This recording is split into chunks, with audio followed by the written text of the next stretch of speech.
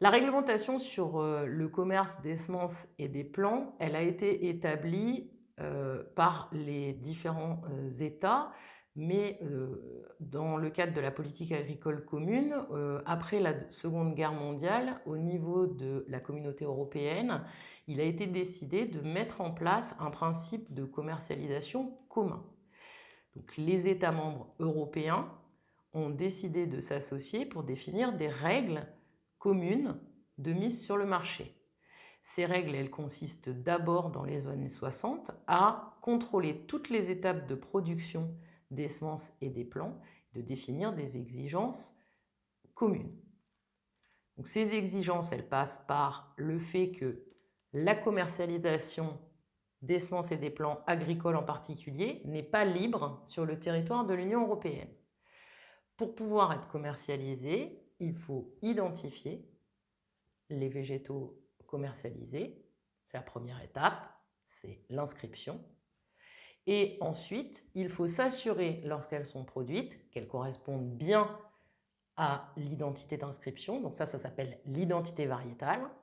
Et ensuite, qu'elles répondent à des exigences de qualité élevées.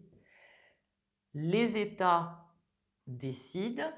Au niveau européen, ce sont des directives de commercialisation. Alors, une directive au niveau européen, ça veut dire que chaque État la met en œuvre selon son propre système de contrôle, par exemple, ou selon sa propre constitution. Voilà. Mais les principes sont communs au niveau de l'Europe et ça n'a pas changé depuis les années 60, même avec les extensions de l'Union européenne. Par ailleurs, il y a donc des règles nationales qui transposent ces directives de commercialisation.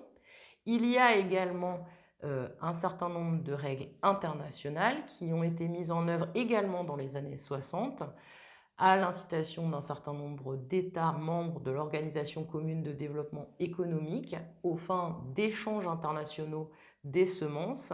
Aujourd'hui, il y a une soixantaine d'États qui sont membres des schémas et normes de l'OCDE. Dans les années 60, également les États européens et un certain nombre d'États comme les États-Unis se sont mis d'accord pour établir un certain nombre de règles pour le commerce international des semences. Ces règles sont assises sur les mêmes principes que ceux de l'Union européenne.